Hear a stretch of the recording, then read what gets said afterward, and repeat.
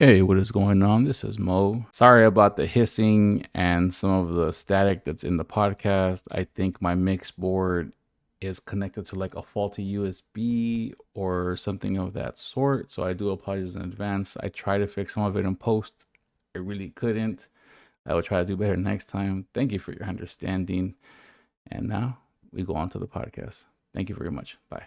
Tell me what you like. Tell me what you like. Tell me what you like. Tell me.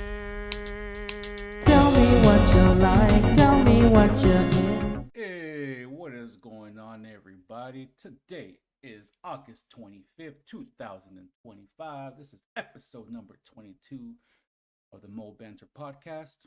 I am Mo. What's up, everybody? Hope y'all doing well out there.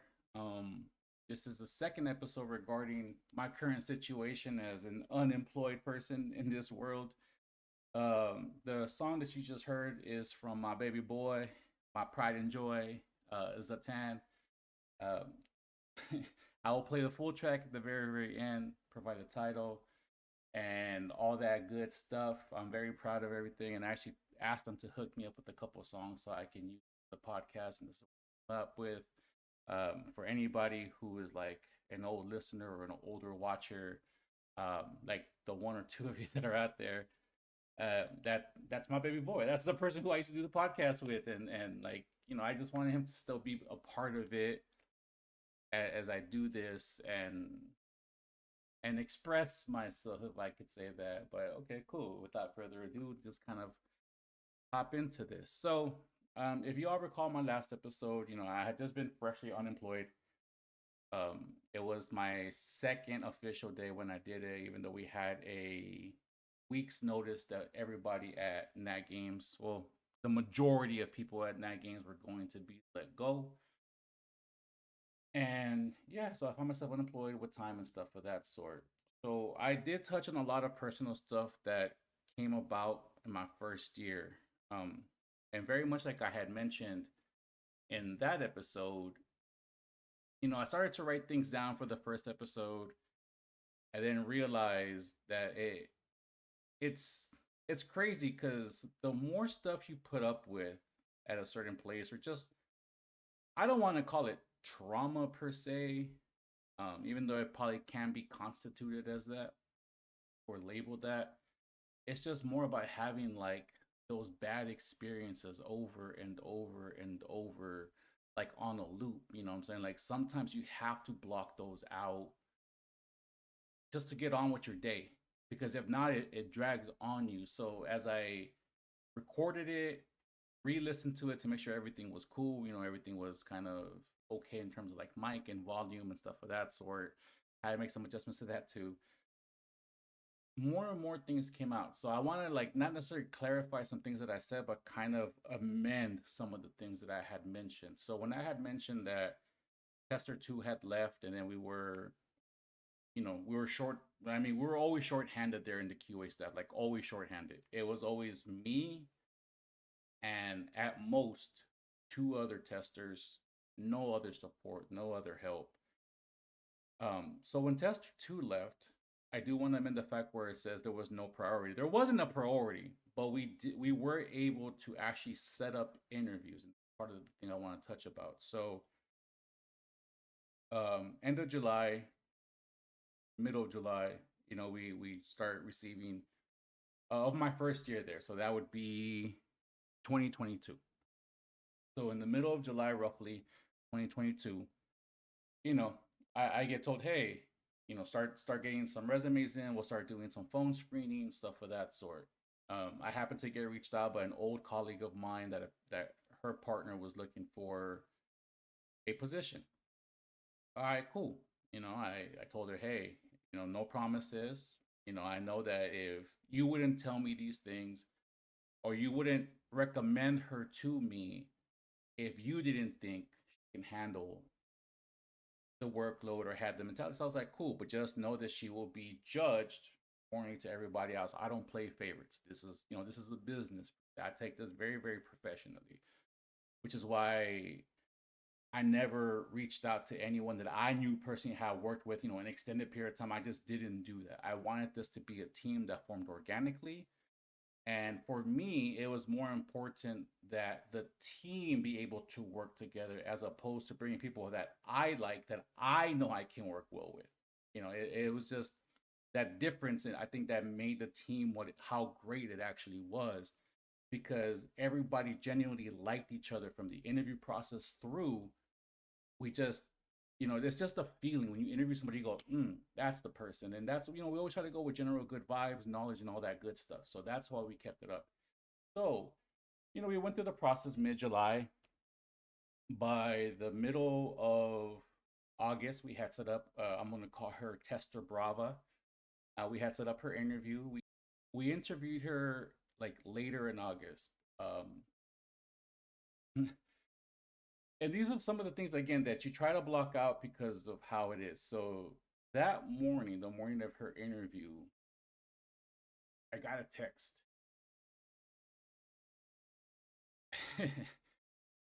Ooh, it was the most heart-wrenching text I ever got in my life.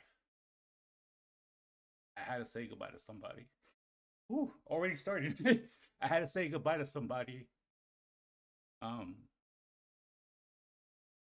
ooh, that was a very influential part of my life. Um, yeah, I'll leave it at that. I'll leave it at that because it's just too much.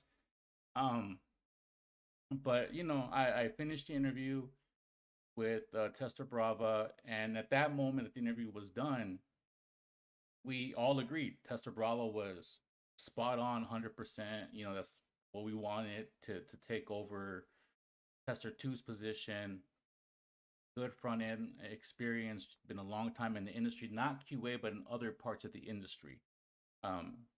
But seeing as her partner was QA, there's always like the talk, like this is what I do for work, this is what you do for work. And had, she had experience, I guess, through secondhand of what it was like to be QA, and she was prepared. So she got the position. After that was over, I went over to the hospital. Oh shoot. Said goodbye, and got back home around 2, 3 o'clock my time in the morning. I couldn't sleep. I was not in a good spot in my life at that very moment in my life. Was not a very good moment in my life at all. I was pretty much up all night. When I fell asleep, I basically just took a nap, came in, clocked in a little bit earlier than usual, and we did about that. And again, these are one of those moments where you realize what a company, or what you mean to a company. And what I mean by you mean in the company is this. NantGames was created off a purchase, and we'll touch on that later, of another gaming company. So a lot of people from NantGames had already known each other from the previous company that got brought over. I'm not trying to say that these people were catered to or shown favoritism, because I don't think it was necessarily that.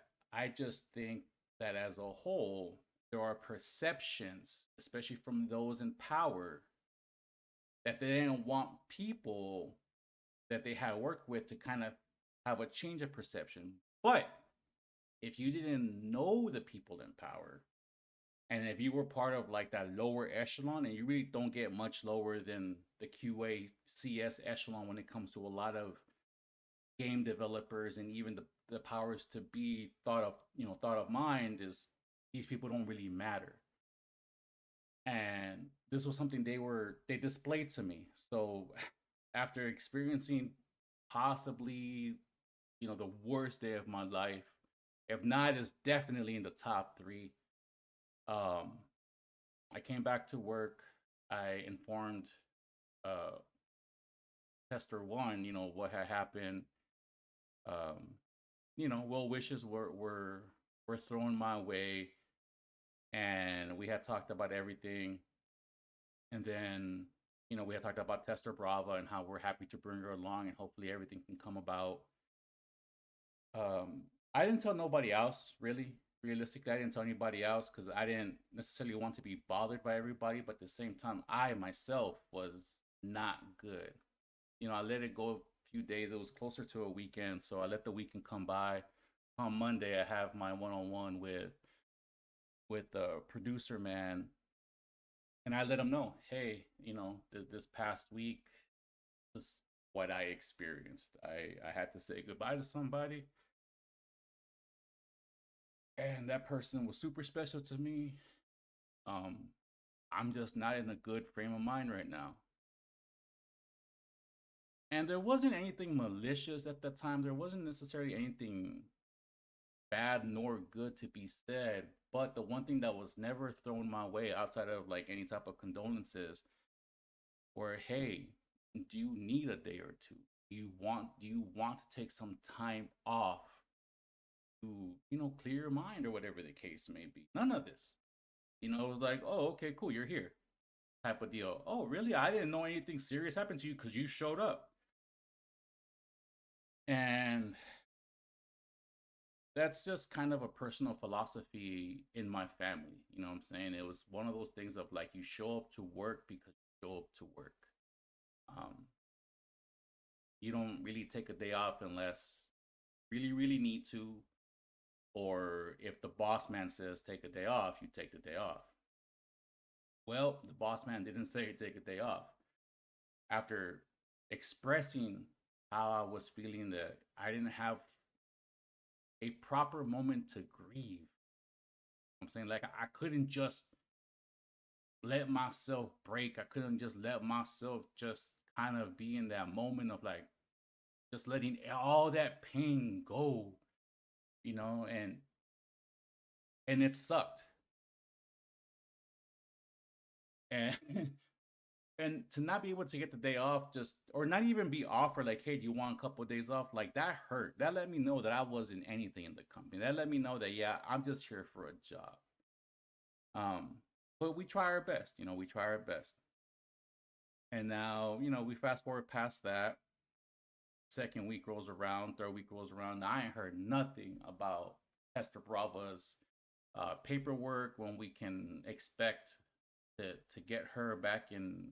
Well, not back, but when can we expect to have her kind of come into the team, join the team? And again, we reached out July, set up the interviewed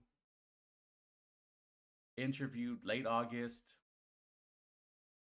I wasn't expecting the fast turnaround, so August, finished, nothing. September rolls around, I'm asking, nothing. October rolls around, nothing. November rolls around, and at this point, you know, I got reached out by Tester Bravo. Hey, hi, how is everything going? I reached out to ask, and nobody really has a solid, answer for me. Do you have a solid answer as to when I can expect, you know, to start? Because I was offered the job basically right after the interview in August, and now it's been 3 months and I haven't heard anything. We're heading into the holidays. I need to know, do I need to find another job? Do I need to look for another opportunity? What exactly do I need to do? I didn't have any information. It wasn't a priority, much like I said in the first episode regarding this.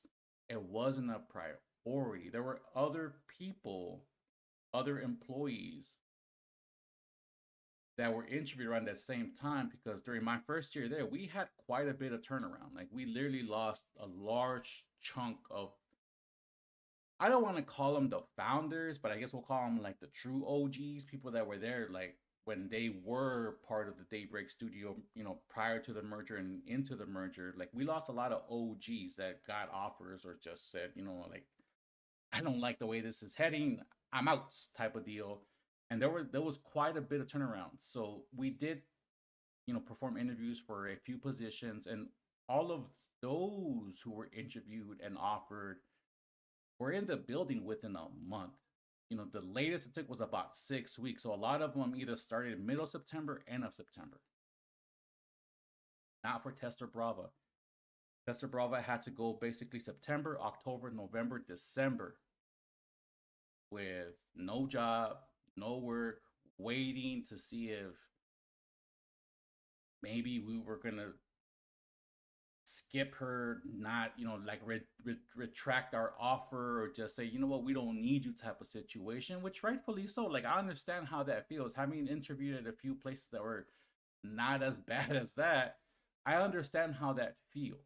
When you don't have, when you have a job supposedly lined up and now it's taking 4 months for you to hear kind of anything back. We didn't get Tester Brava in until January of 2023. So we literally went 4 months, 4 months and something, and a little bit of time before she came in. Like, ridiculous. Like, what type of company makes you wait 4 months to start a job that they offered you 4 months ago? Again, not a priority. We had, some milestones that supposedly were very important that we needed to do that. So who's the idiot working 12, 13, 14 hours a day because he's the only non-hourly person in QA that can do this stuff? That all fell to me. And that was my job. I understood it. I get it. But at the same time, having an extra tester would have helped me not have to work 12, 13, 14, 15, 16 hours for 4 months. And this is one of those things where, like, my department was never supported. I was never supported. And it just bled into the next month. So once we get Tester Brava in, she showed why she should have been here from the start. Because due to us being, like, not just short-staffed, but extremely short-staffed, we had a bunch of regression bugs that just started piling up. We had a bunch of work that, that couldn't be done with the time that we had. It was just impossible. Like, yeah, I was working 12, 14, 15, sometimes 16 hours a day. I wasn't trying to push that to 20, even though I did have one particular day where I did push 20 hours. I wasn't trying to do that for 4 months straight. I just wasn't. I wasn't getting paid enough. Like, I wasn't getting paid enough to do all that. At a certain point, and realistically, if you work salary, anything you do past your 40, you're donating time to the company. They like to say, oh, well, you get salary, but it's, like, you don't get no overtime, you don't get none of this stuff, but we pay you enough to make up for it. No, they weren't. They were not. I explained this in the last episode where I was making more as a senior analyst at Riot than I was as a QA lead at NantGames. And that was just facts. So if I had to work any overtime, my paycheck from Riot started looking a lot better than my paycheck at Nat. Because I was just donating time. 15 hours of OT, 20 hours of OT, whatever, 30 hours of OT, like, all that stuff was donated time that I never got back in any way, shape, short, or fashion. So when Tester Brava comes in, she started on the regressions, baller. Like I said, if she had been a priority to bring on for our part or our portion of the work, who knows? I'm not saying that was the detriment or the downfall, but who knows? But that type of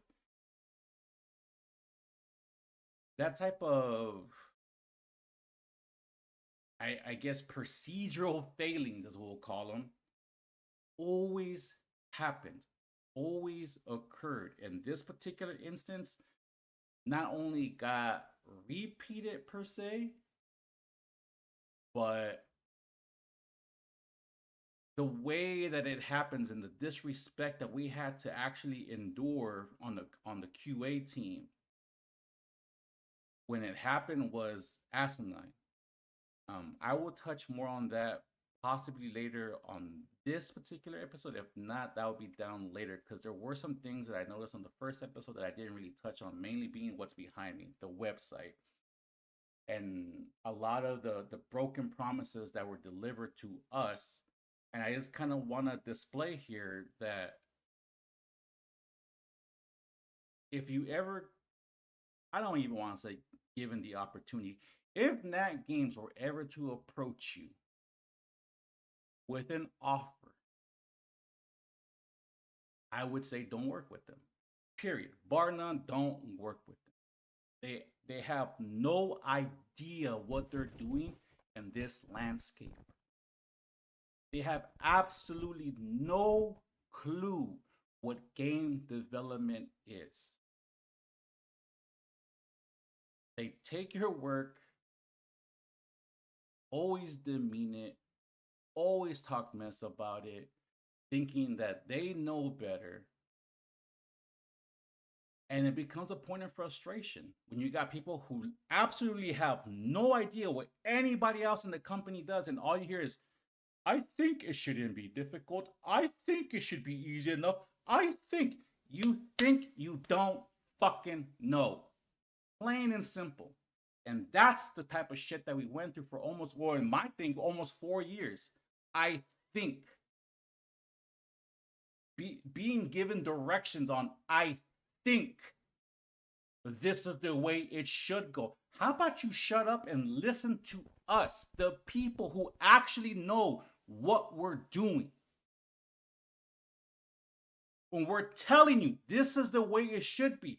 I did this at this company, this company, this company. These were the results. Positive results. I wasn't the only one saying stuff like that. Many of us were saying stuff like that. All completely ignored because the people in power thought that they knew better. Imagine if somebody gave you directions to a place like that. I mean, now we have Google Maps. You don't need to ask directions, right? But let's just say in a Google Mapless world, imagine, hey, I'm trying to get to whoopty whoopty whoop. You know what? Go down this road. You're gonna hit a fork. I think you go left. And then when you keep going for like another 30 miles, there should be, or I think there is, a right turn. Take that right. That's what it was like, but times like 100 working over at NantGames.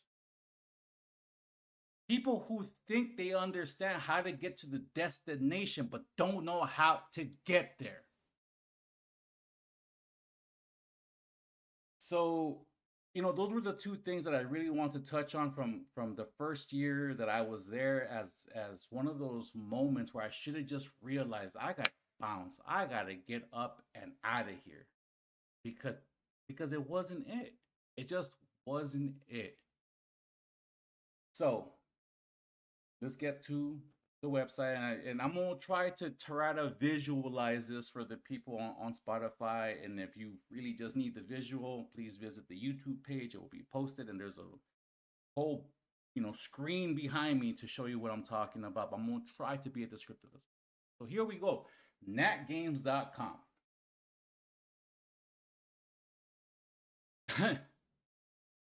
There's a lot of outdated stuff on this website, mainly because there was nobody internally that could work on the website.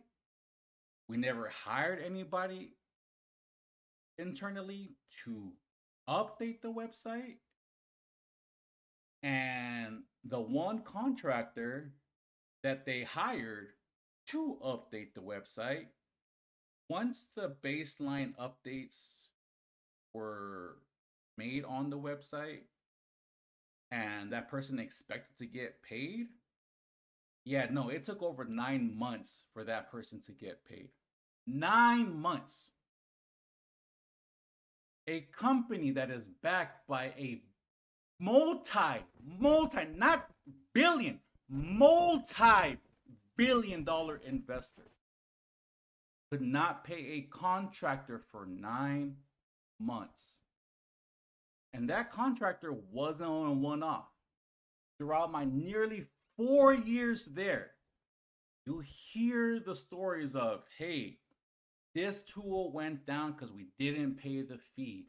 Hey, this person no longer wants to work with us because we didn't pay them on time. Hey, these vendors for these things that we ordered have yet to be paid, and it's going on close to a year. It wasn't until some of them actually took legal action or threatened legal action that those bills were paid. Again, from a $1 billion investor. That's ridiculous. Absolutely ridiculous. I don't have a bajillion dollars. I don't even have thousands of dollars. But if my bills ain't paid on time, my credit score goes down. I got all this bad stuff on my record. I can't get more credit. I can't buy certain things if I don't pay my bills on time. So if I'm being held by I guess just the system to this,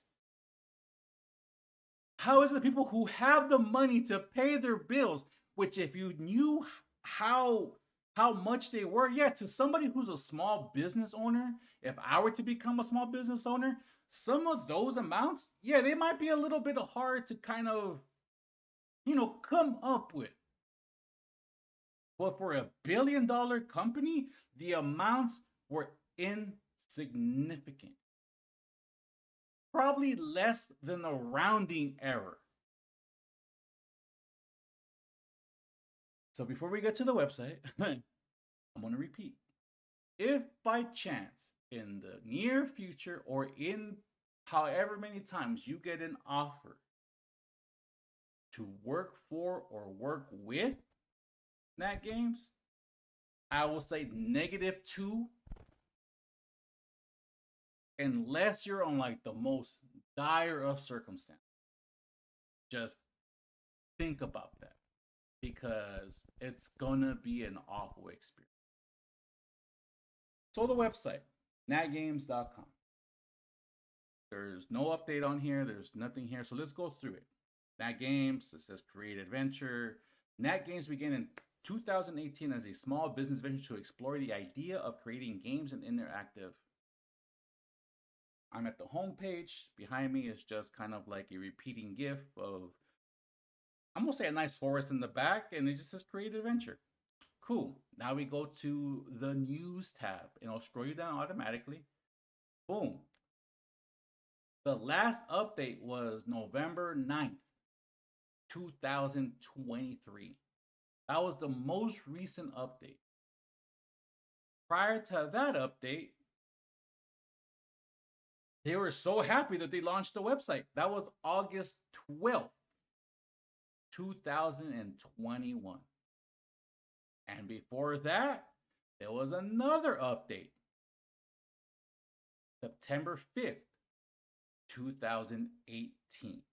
So in the span of 5 years, they had 3 updates to the website.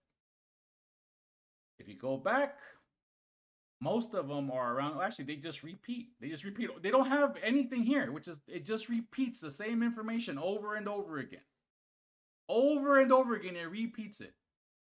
All right, cool. That should be a sign to any of you that they don't know what they're doing. They can't keep in constant contact with anybody who may want to work with them, anybody who may want to approach them. Communication heading out to the general public is none. That's the news section. Let's go to the careers section. This is where it gets really, really just careers. Success is built upon talent, time, and effort of our people. In order to attract and satisfy the best in the world, NantGames offers competitive and comprehensive benefit packages to all full-time staff. Bullshit. Bullshit. Straight out fucking lie. Our goal is to empower our people to become the world-class game developers they were meant to be. All of that shit is a lie. All of it. Because there are people who know the investor, who have full control of what gets done, what gets spent, how any of this goes down. And constantly, over and over again, the talent is ignored. They are shunned aside because, I don't know, they sound too smart. I'm not sure what it is. But all of this is absolute bullshit. What are some of the studio benefits they include? Competitive salary. Salaries that compete with leading companies and performance bonus opportunities. Lie. Now, when it comes to me, I already told you, I was making more at Riot as a senior analyst than I was as a QA lead. That never changed. In the nearly 4 years I was there, that never changed. Now, there were some other people who got hired. For them, it might have been competitive. You know, a lot of us were very open with how little or how much we actually make. And for some of them, I ain't gonna front. You know, I wish I was pulling half of those paychecks, to be honest. Half. Just half. I probably wouldn't even be here right now. I would have been saving enough money where this is not even a thing that angered me. But after being ignored and paid so little for so long, now they about to hear my mouth whether they like it or not. I don't care. But the competitive salary, questionable. Questionable. For some, it might be very competitive. For people like myself and in this echelon of, I guess, a support staff, absolute bullshit. They do not respect us. They did not respect us whatsoever. Not on the way in, and definitely not on the fucking way out. No respect was shown to us whatsoever. Questionable. Medical and dental, lower cost, lower deductible, health, dental, vision include HMO and PPO plans. We get medical, or we got medical. And to go along with this is that I think all of us should have probably known that the doors were closing soon. Is every 6 months, we always got the emails for open enrollment. Once we got those emails, we heard it. Hey, have you done open enrollment yet? Have you done open enrollment yet? Have you done open enrollment? When we were set to have open enrollment for the second half of 2025, there was no push. There was no, what do we want to call this? Motivation. There was no priority. There was no priority to make this a priority for yourself, to get your benefit packages in. None whatsoever. And then at the very end, we found out why. Because when they let the people go who let them go, we're in what? August 25th. So we all got let go a week ago, officially, 8/15. They told us in our exit interviews that our benefits only lasted until the end of this month. After this, you can go individual and go pay for a system called Cobra, which is highly expensive. Again, things that are bullshit. And the other thing is, if you're a California resident, yeah, the lower cost stuff might apply. If you were out of state, these plans sometimes were either a tad bit or a little bit more expensive or just a little bit cheaper than what a person could get individually. Or for the ease of use, the ease of, I guess, just the ease of not having something to worry about, a lot of people just enrolled through the company. But if you were not a California resident, your plans, they were sketch. So again, questionable. They give you the option to sign up, but how much of a benefit that is to a person or an employee, again, it depends. So I would say that questionable.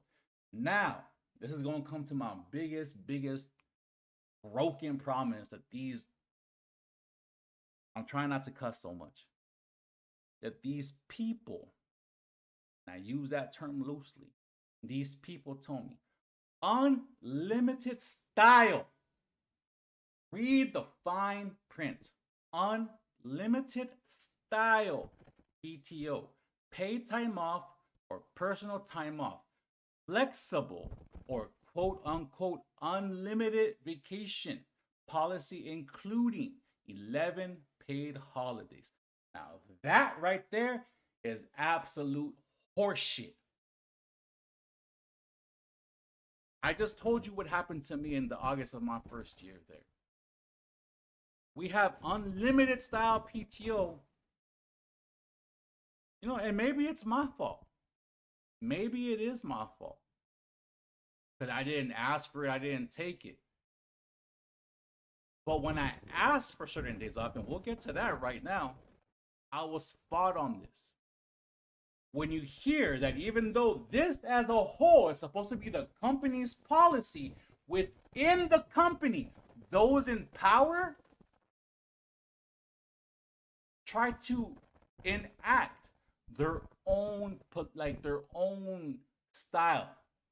We were all told, hey, even though the company says unlimited, we want you guys to try to keep those to 25 days a year. 10 sick days and 15 vacation days. And when some of us will fight back, well, why? Well, I don't think people get sick that much. I don't think people need that much time off. It's just unlimited really hinders our ability to get. No. What hindered the fucking ability to get anything done was that you motherfuckers, I'm gonna start cussing again, that you motherfuckers think you know everything.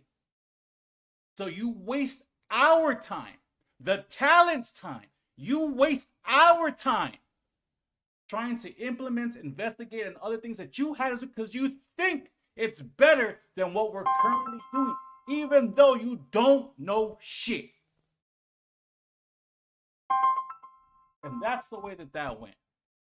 Unlimited style PTO at that company was bullshit. I myself, for the almost 4 years that I took there, was denied PTO 3 out of 4 times.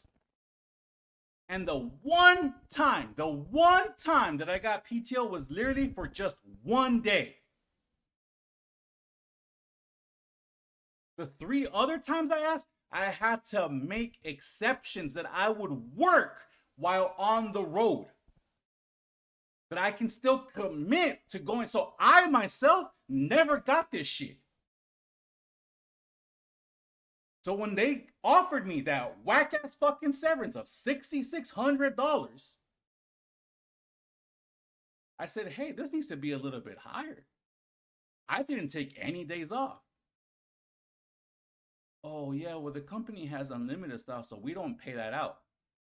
Because you should have been able to. No, but I wasn't. I was told that we had limits, and when I tried to submit, I often got denied unless I was willing to work on the road or work on vacation. So that right there, fucking bullshit.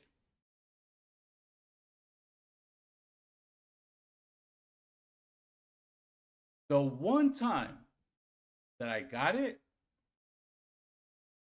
I asked for a Friday.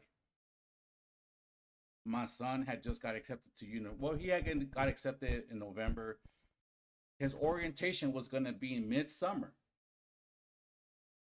We had to drive to Kansas from California. I wasn't getting paid enough to, fly down here and make it really quick and make it fast and none of that. Like I couldn't rent a car, none of that stuff. So we had to drive from California to Kansas for my son's orientation.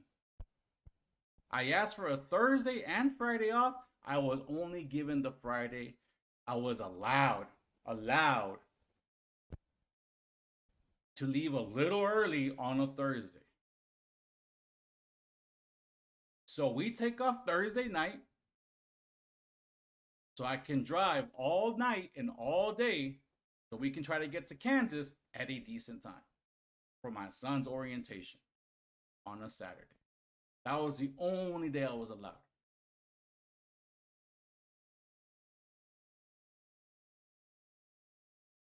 Two months after that orientation was my son's first day of school. I said, hey, I need like 4 or 5 days so I can drive over there, come back. Denied.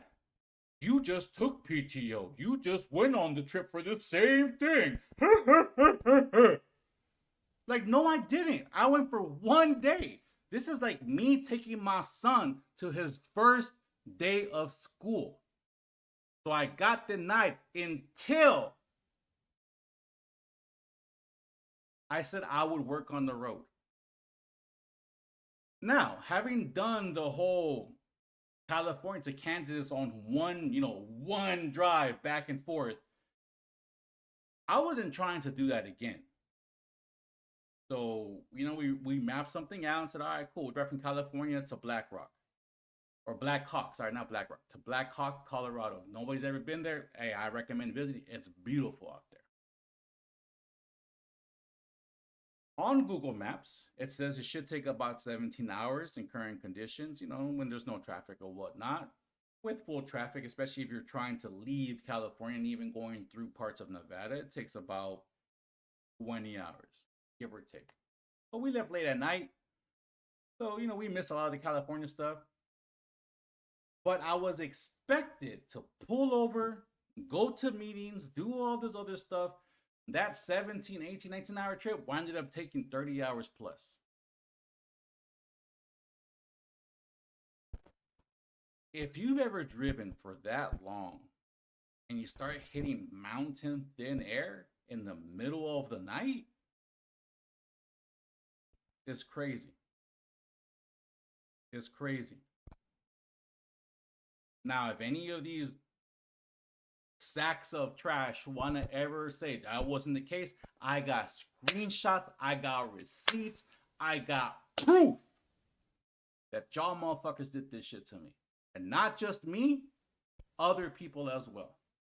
But I can't speak on them. I'm going to speak upon myself. That was the scariest thing that I ever done in my life.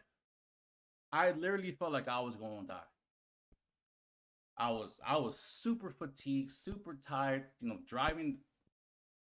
At this point, we've probably been on the road something like 20, 25, 26 hours when we started hitting this mountain air in Colorado, and we still had a long way to go to Black Hawk through the Rockies, like elevation, like you start seeing some stuff.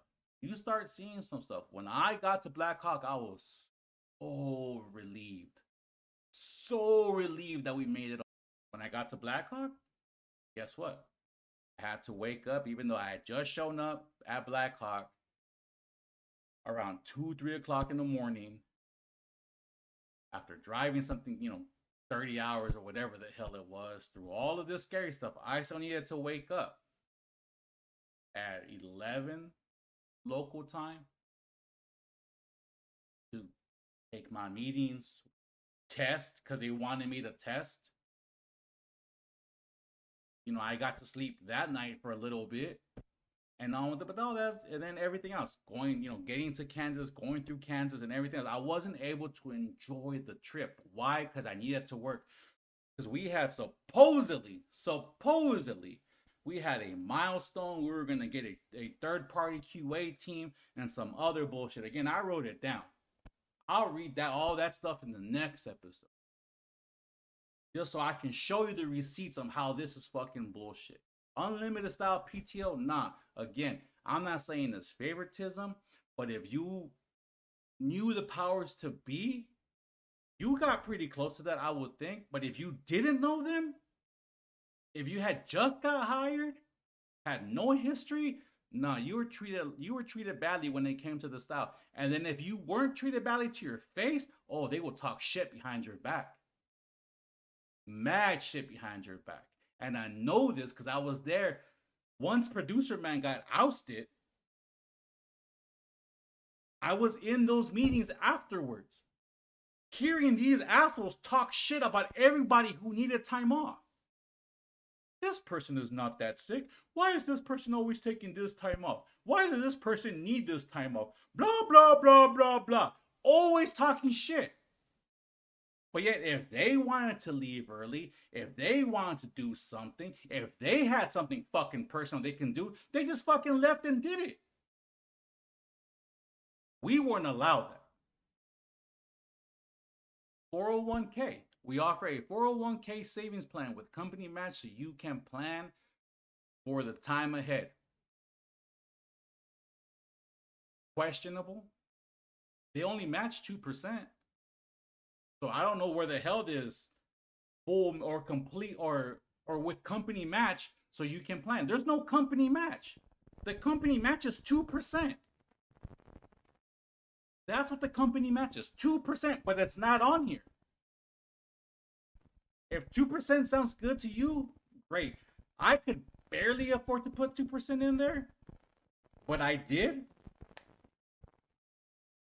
I got lucky.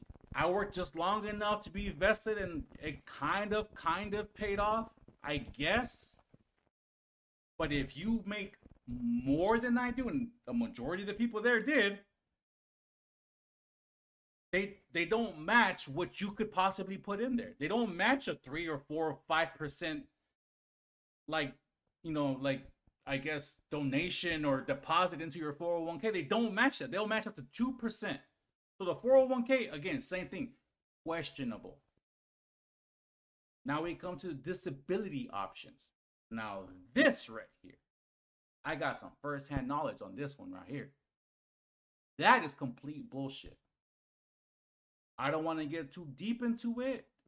I don't want to say which one of my testers needed this, but one of my testers needed this. As soon as that tester said that they needed this, literally, not even within the week, I was being spoken to in a way where I was basically being asked to fire my tester and replace my tester. Again, the powers to be.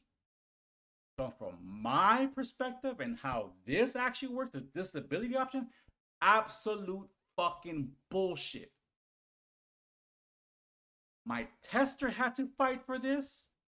I had to fight alongside with them to make sure that they got the help that they needed. Because all the shit that I heard for the first 2 weeks that everything was going down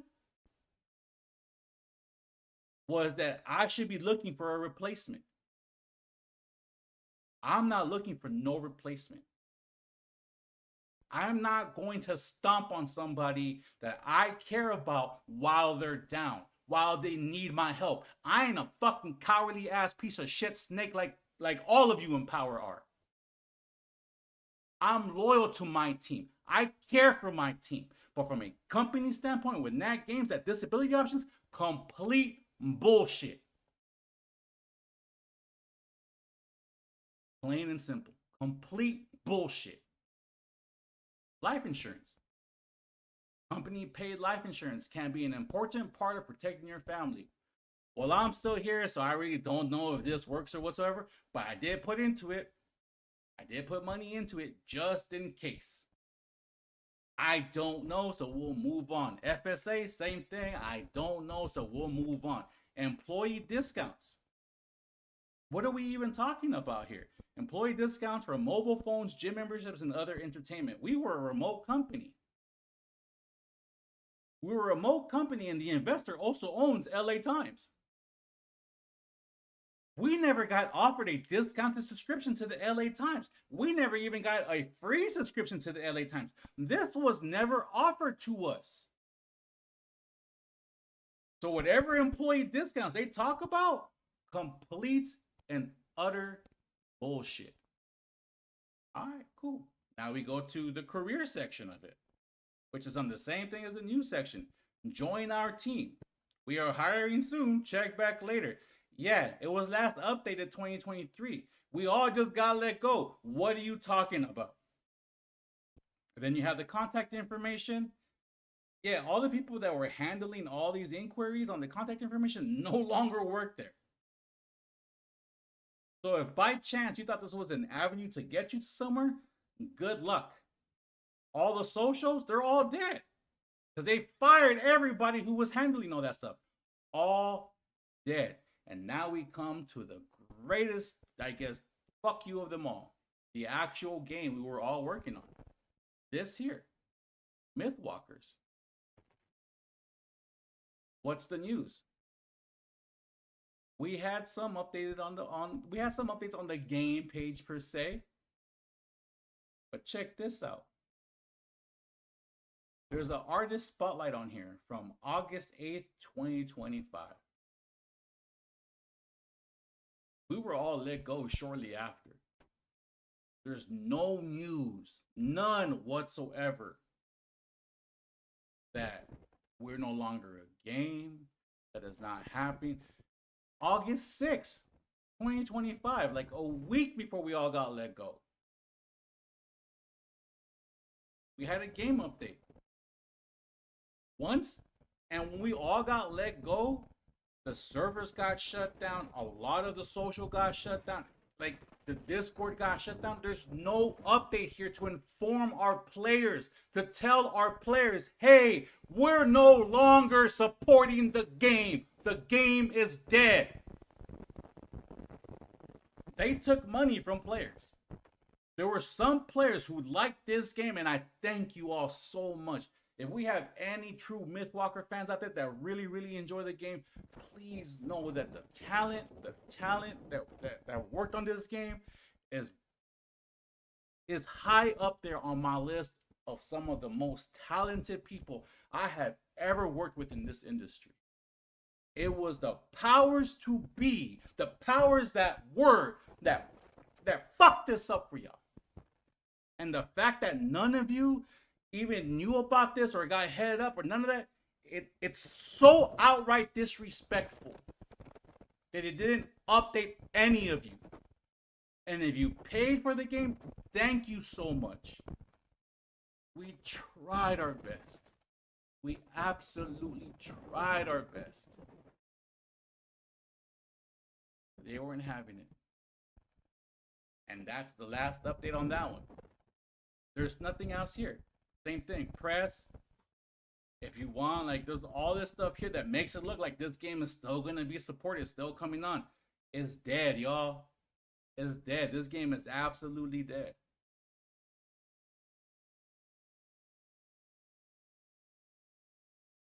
This is how incompetent the powers that remain are about the gaming industry.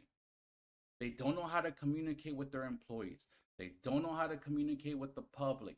They don't treat anybody who has any type of support for the game, from a vendor to just a third party that is hired to help us, that helped us with the game.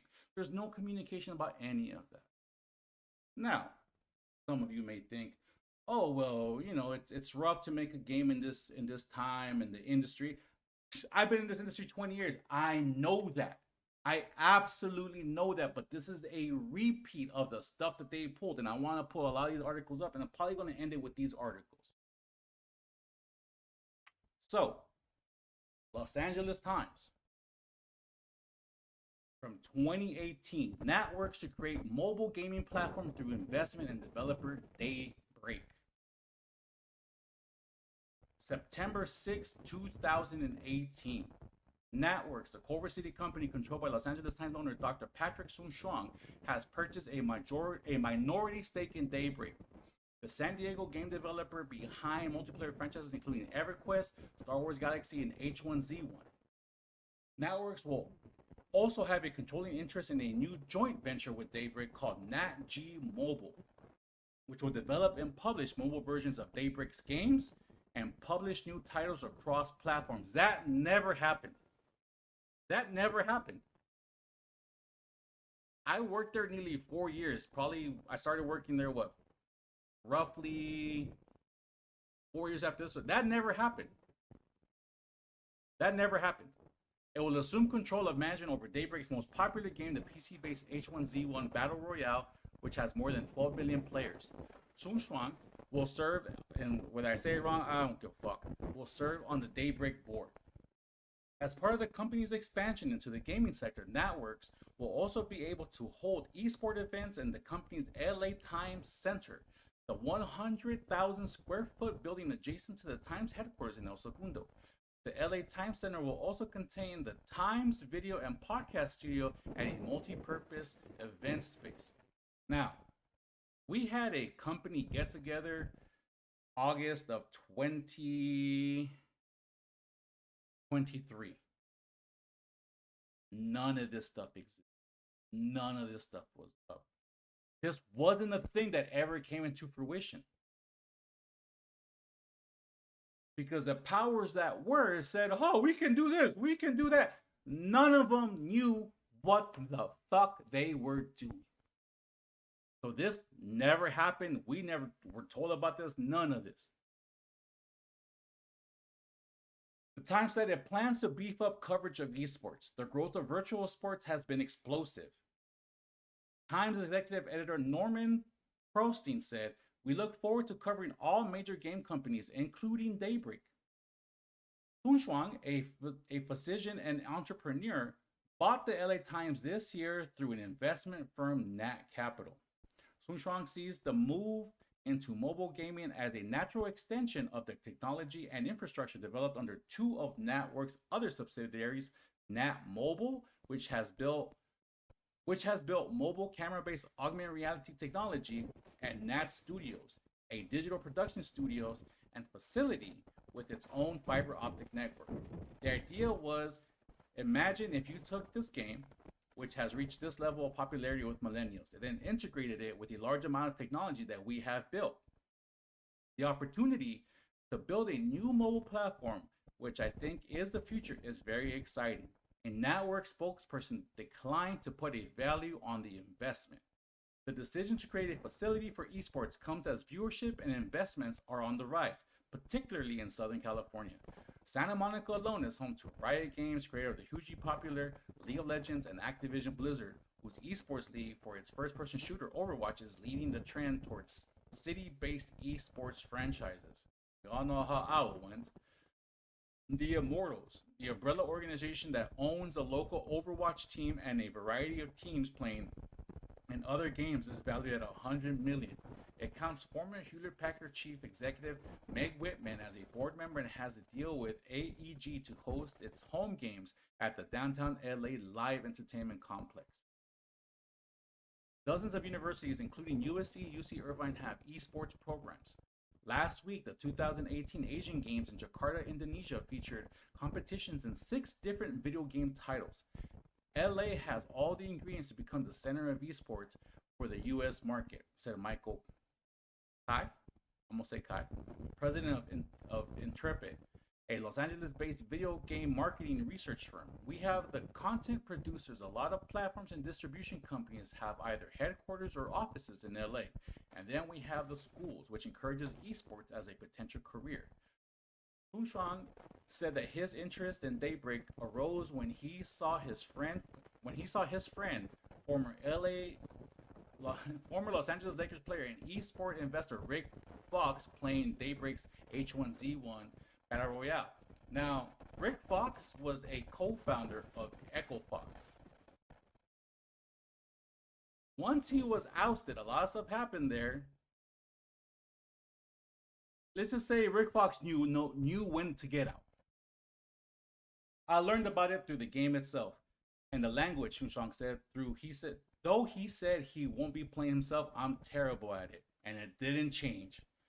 Despite the boom times for esports, the H1Z1 League has had a difficult time gaining traction with viewers. An early decision to stream matches over Facebook rather than a more popular Twitch streaming platform, now owned by Amazon, limited viewership among typical esports audiences. Daybreak was founded in 1997 as Sony Online Entertainment, a subsidiary, I'm terrible with that word, of Sony Computer Entertainment. It created an early hit with EverQuest, the PC-based massively multiplayer online role-playing game, a term commonly referred to as an acronym MMORPG.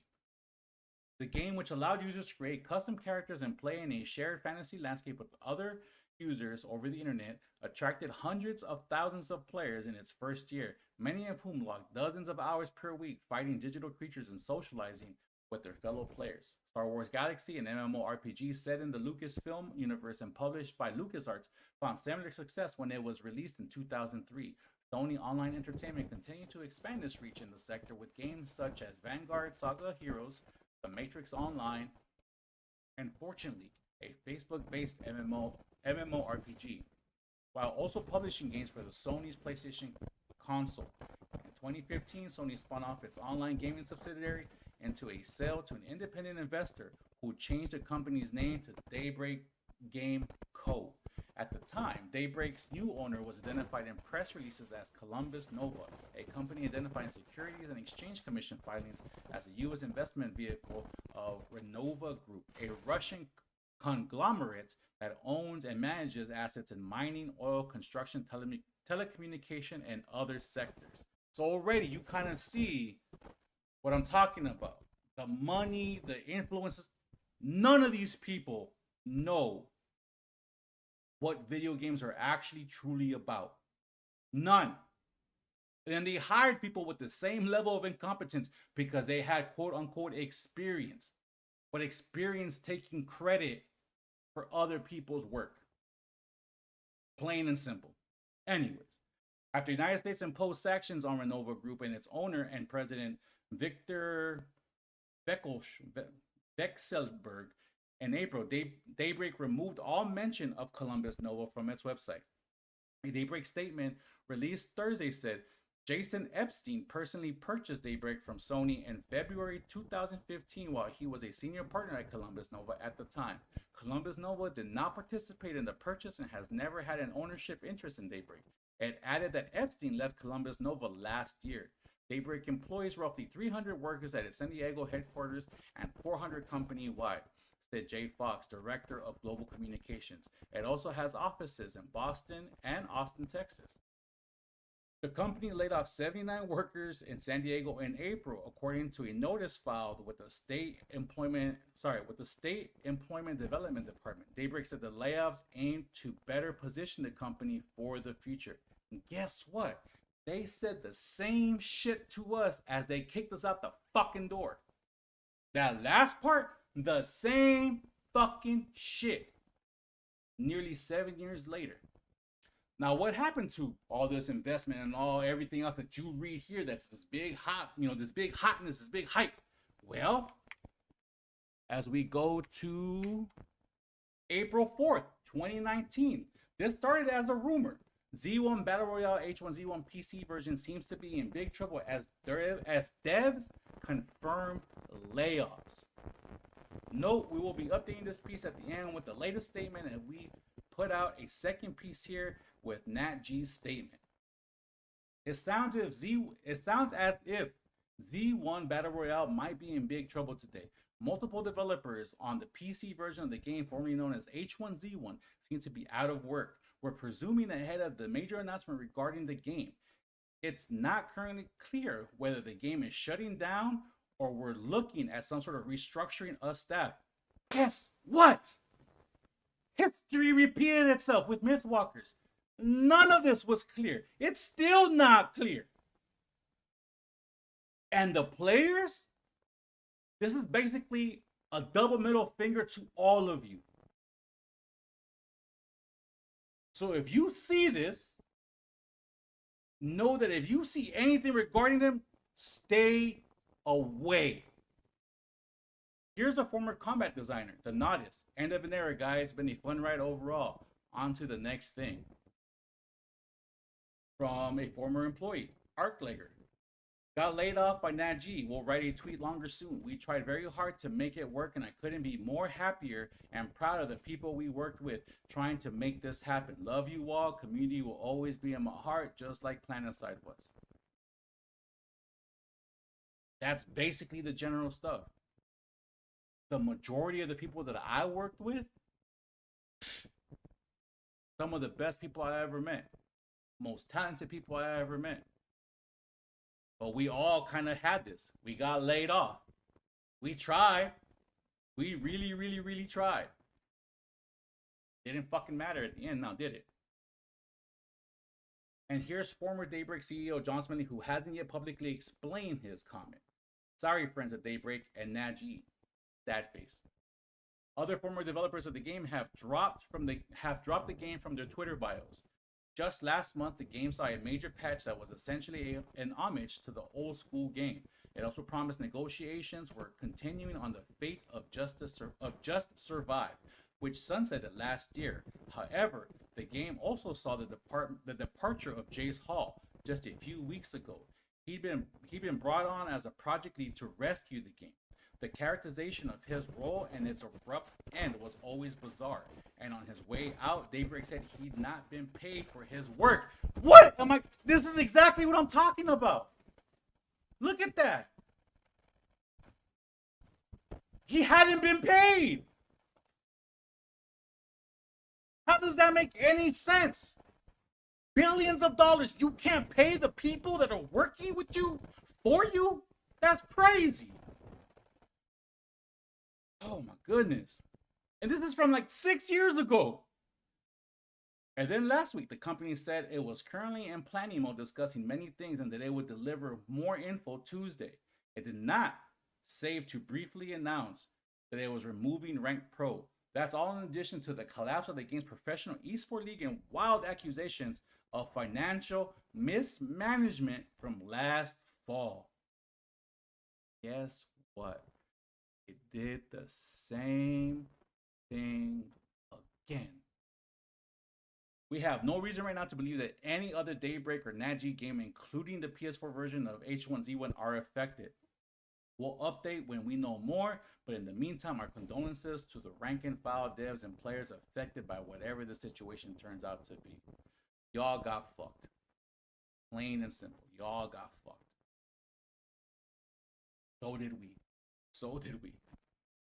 Update. Former community rep Supersonic confirmed on his stream today that he was specifically laid off, along with at least some other employees, but he didn't know exactly what's happening with the game. Same here.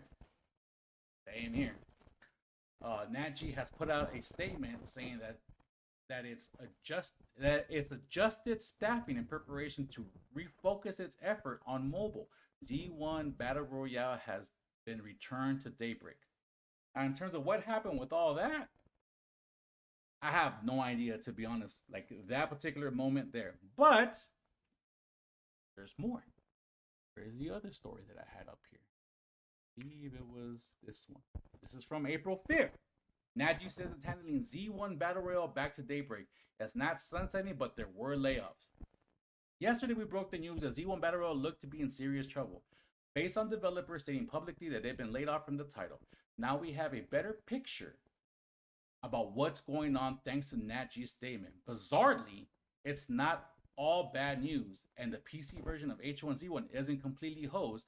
It's just going back to Daybreak. Despite the team's determination and commitment to revive BR's player base with our recent Season 3 launch update, we soon realized that the road is still paved with many challenges that precludes us from long-term success, including the confusion it caused by having both NantGames Mobile and Daybreak manage the same game under two separate brands. Based on those events and the current state of the game, NantGames Mobile will focus on its core mission of developing mobile games moving forward, and we have refocused our team towards this vision. We have also decided to hand back Z1 BR torch to Daybreak Games so that both Z1 BR and H1Z1 will be under one publishing umbrella once again. Daybreak Games has agreed to keep the servers up for players and continue live maintenance on the games. Yeah, they didn't do that with their own game. They literally shut it down as they all fighters. They didn't tell nobody nothing. The company does acknowledge the layoffs outside of that one line. Refocused our team toward this vision. NantGames says that it will be working with Daybreak on the transition and doesn't anticipate downtime. Do note that the companies don't make it don't make clear the state of the supposedly ongoing negotiations surrounding Just Survive. It's like reading something you just went through. We all literally just went through the same shit all over again. Now, how this specifically popped off, I wasn't there for that. But reading it, had I known, like I'm saying, do your due diligence when it comes to your work and who you work with. I know as the worker, man, it's hard. When you need that paycheck to come in, it's hard. I completely understand that. But if you are not the worker, man, if you're a vendor, if you're anybody else who's not internal and you want to work or they want to work with you, do your due diligence and do not work with this company because they will fuck you in the end. Bar none, you will get screwed. There's a history of this now. These are not mistakes. These are tendencies. These are habits. Mistakes you make, couple or a few, and you learn from them. Even if you repeat the mistakes, when you repeat them, they're not as bad. These are not mistakes. These are habits. This is the company's tendency to screw the little person down. If you ain't got the wallet to match the investor, know that this is who you'll be working with. And then we have one more story that was right here. And I will link all these stories down below because I'm not really giving overpowered, and I think now I'm going to go to game developers or cred. I will link all these down so you can read them yourselves. I'm not making this stuff up. This is widely available on the internet. Report: 13 devs laid off from NantG as Z1 Battle Royale handed back to Daybreak. Update: a former NantG dev says the cuts affected roughly half of the studio's workforce, leaving 13 developers that left Daybreak to transition to NantG last year without jobs. NantG Mobile, the joint game development venture from NantWorks and San Diego's California-based Daybreak Games, is handing development of Z1 Battle Royale back to Daybreak, a move that appears to have resulted in a number of layoffs at NantG. We've reached out to NantG for confirmation, but tweets picked up by Massively OP over the weekend show that a number of developers that previously worked on the project left the company just recently, with at least one developer noting that their departure was a result of layoffs. Since those initial reports, NantG has shared a post to Z1 Battle Royale Steam page to announce that the development of the game would be handed back to Daybreak Games, and the NantG Mobile would focus on its core mission of developing mobile games moving forward. And we have refocused our team towards that vision. It's funny that they keep dropping that line because all the people that are the powers that are, that hire the powers that were to go with this vision have no mobile experience whatsoever. None. I had more mobile experience than the top echelon of mobile combined.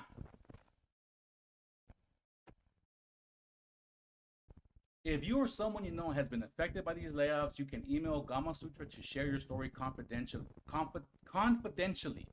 NantG Mobile itself has only been up and running since late last year and is a result of a joint venture between H1Z1 and EverQuest Dev, Daybreak Game Company, and NantWorks. At the time of its first announcement, the studio had planned to manage development of the PC version of Z1 Battle Royale while also developing and publishing a mobile version of H1Z1 and EverQuest. I wasn't a big H1Z1 player. I'm going to tell you one thing though, EverQuest never happened. According to NantG Mobile's recent post, handing the PC version of Z1 Battle Royale makes it so both Z1BR and H1Z1 will be under one publishing umbrella once again. However, it is unclear what portion, if any, of the development team that had been working on the game at NantG Mobile will make the jump as well. Daybreak Games itself has had a couple of rounds of layoffs in recent memory, including one that hit an estimated 70 people just last December. We got hit with like 48. And they did that on purpose. If you want to know what it's like to fire 50 people or more without warning, go look up the California WARN Act and see how they did us, so they would skirt past that. California WARN Act, Google it. They did just enough to skirt that by so they can fuck us all, over who worked on Mythwalker. And they did it. They did it. Update. According to a former NantG mobile developer affected by the layoffs, approximately 13 people lost their jobs as a result of the Z1 Battle Royale handoff, meaning roughly half the studio was let go this week. Those cuts almost entirely affect developers who have been working on the Z1 Battle Royale project, many of whom were brought over from Daybreak less than a year ago to work on the game and NantG Mobile. This transition is particularly difficult as it almost entirely targeted the developer of H1Z1 and Z1BR, says an anonymous developer speaking to Gama Sutra. And while it was not a surprise to any of the team that the product was likely at the end of its profitability, assurances have been made that our jobs were in no way tied to the success or failure of the project. According to the same developer, severances for those affected by the layoffs were based only on time spent at NantG Mobile, a studio that only opened up around 6 months ago, rather than combined time employed at Daybreak and NantG. That means that in some cases, our people lost out on upwards of 18 years worth of seniority, says a former NantG game dev. According to that developer, the bulk of NantG team outside of the management of 4 others was composed of developers that transitioned from Daybreak for the new NantG mobile venture and teams working directly on Z1 Battle Royale, and thus affected by this week's layoffs was mostly and not entirely made up of Daybreak staff that had transitioned to NantG mobile while the studio was up. Let's go back and touch this. According to that same developer, severances for those affected by the layoffs were based only on time spent at NantG. Let's fast forward. Our people lost out on upwards of 18 years worth of seniority.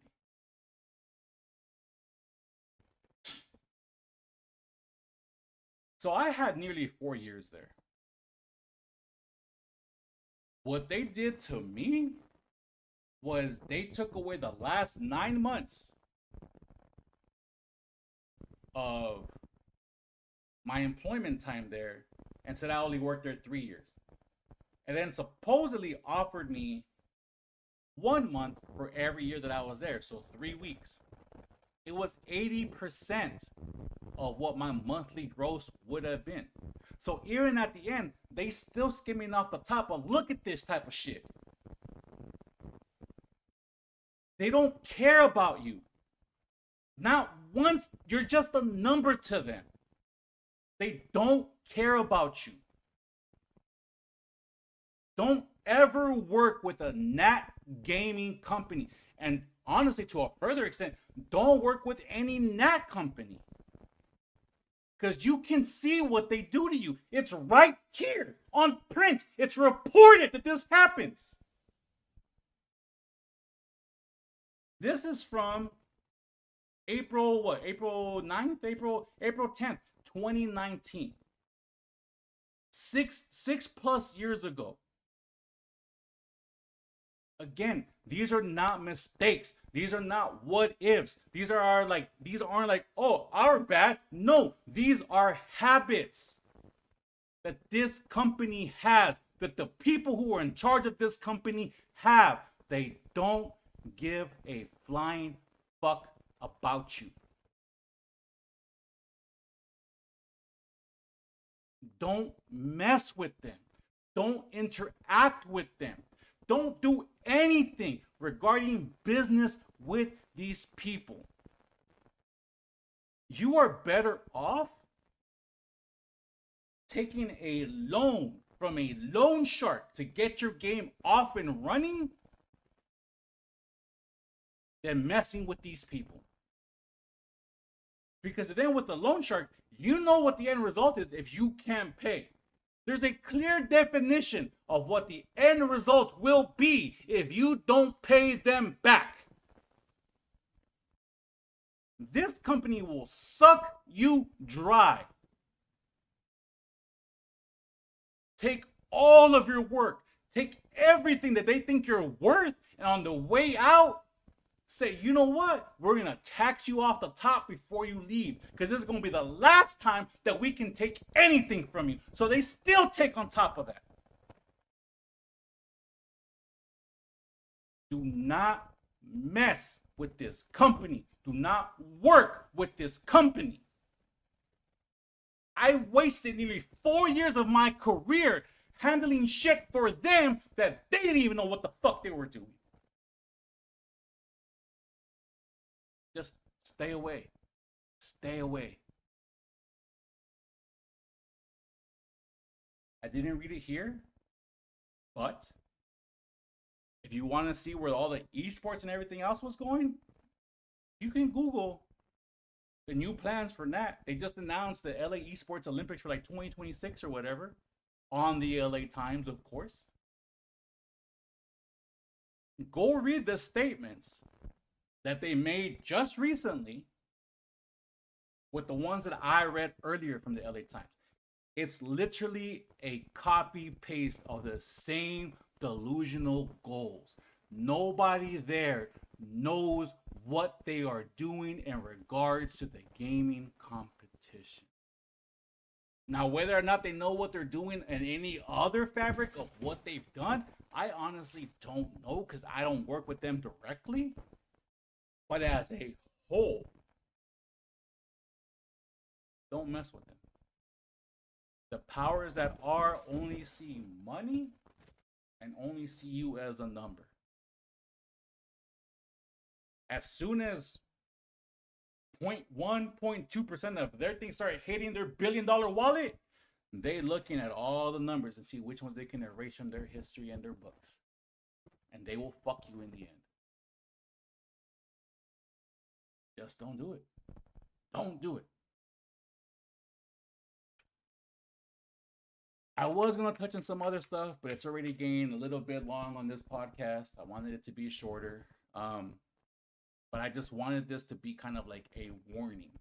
I've been in this industry 20 years. I've been a part of this industry in terms of like a consumer player, whatever, basically since I can remember. I grew up with this industry.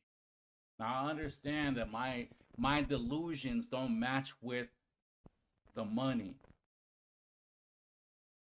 But like this, I've never seen such incompetence, such ineptitude, such moronic stupidity in terms of approaching any project whatsoever. And I might touch on that even more in the next episode. But on the next episode, we're going to go through year 2. Because, like I said, when you trauma dump and you start listening to stuff, you start realizing, like, damn, a lot of stuff did happen. I locked that away somewhere. But right now, just consider this a friendly warning from me to anybody who thinks that this company is going to help you make a career, that's going to help you get your game out there and launch. Nope. All they're looking for is for stuff that they can take from you and how they can monetize it. And if it doesn't work out, they will keep all your work and send you on your way. Again, I don't have to I'm not making this up. It's literally on print on one of these things, on one of these stories that I just read. Which one is it? Right here? One of these. Anyway, you heard me read it. I don't need to show it again. Like, just don't mess with these people whatsoever. Do not mess with them whatsoever. Here we go. This one right here. Our people lost out on upwards of 18 years worth of seniority. Look, I lost almost 4 years of my life here. And I feel some way about it. I can't even imagine losing up to 18 years of my life. Because some greedy fucks think that it's okay to treat people like this. I can't. I can't fathom doing this to people. Not when I have billions of dollars in my pocket, in my bank accounts, around the world. Let's just assume that this person who lost 18 years is high ranking. He was top of the game. What are we talking about here? An estimated 1.5, maybe 3 million in severance? Maybe. Again, I'm just throwing out a number like that. What's 3 million when even if you have $1 billion? What exactly is 3 million to you? That you can't treat somebody with the respect and give them what they've worked for 18 years.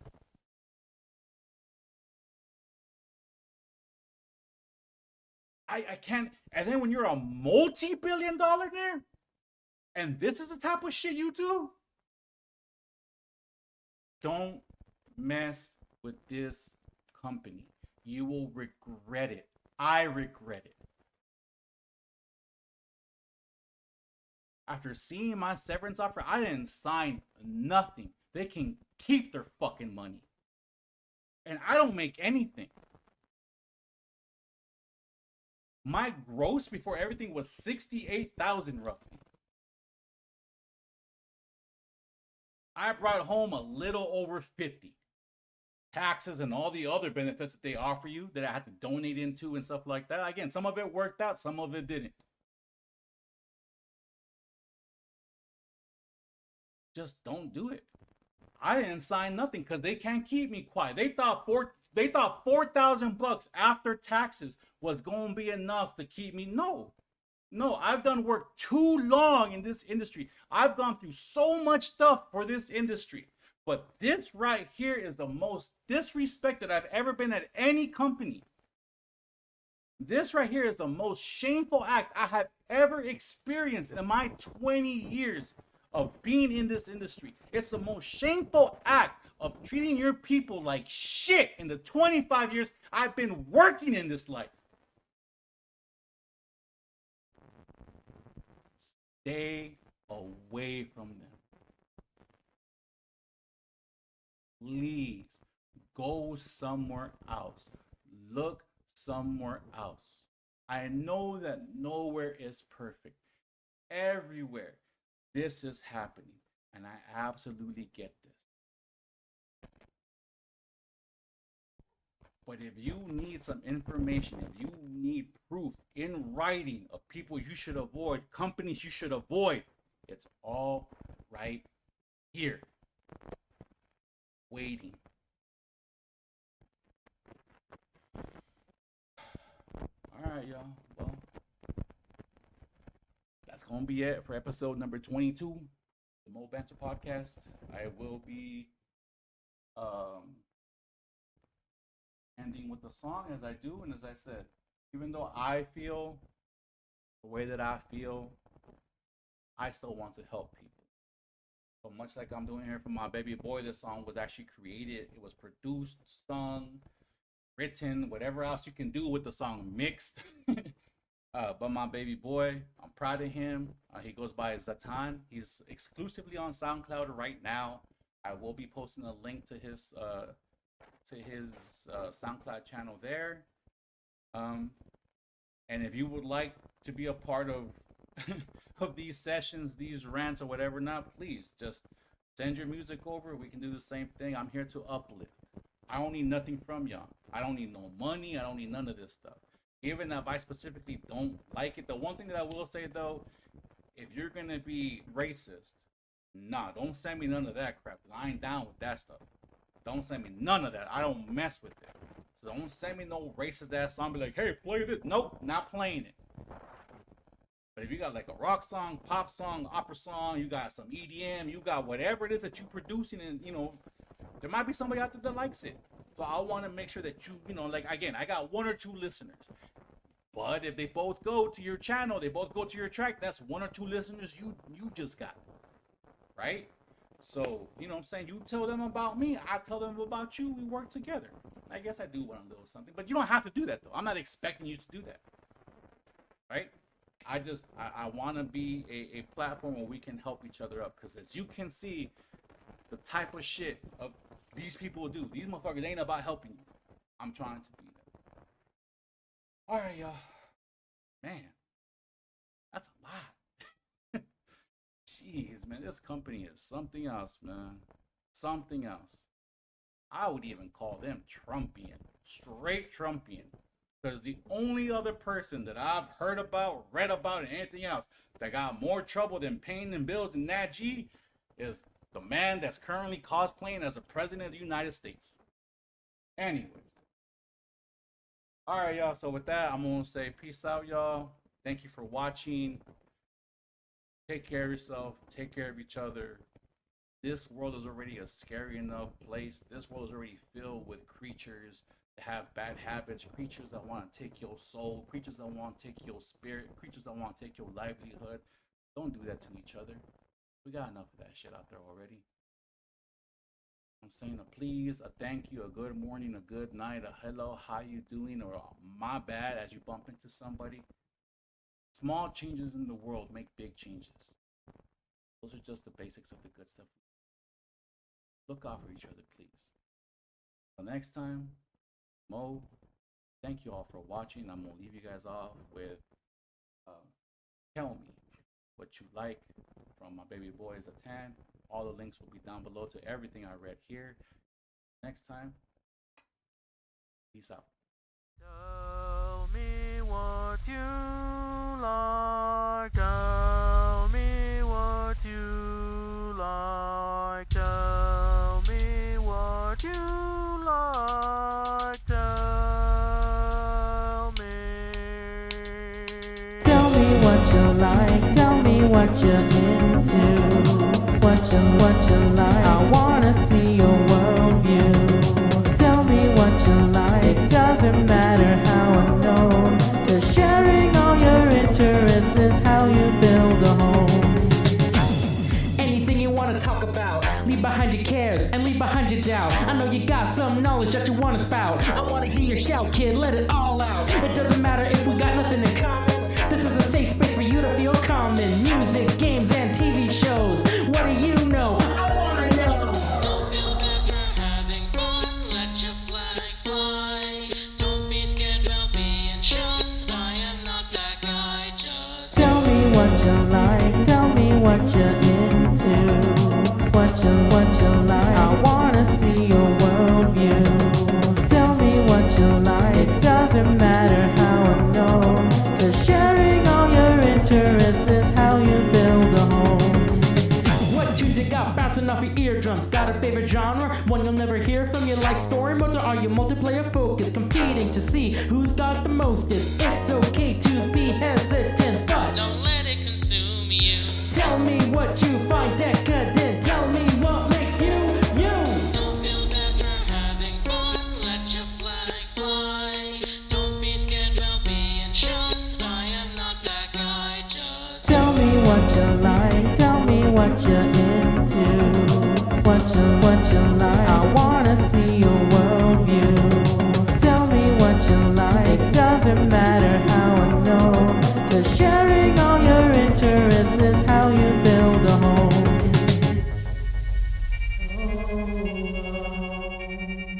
Tell me what you like. What do you like? Just tell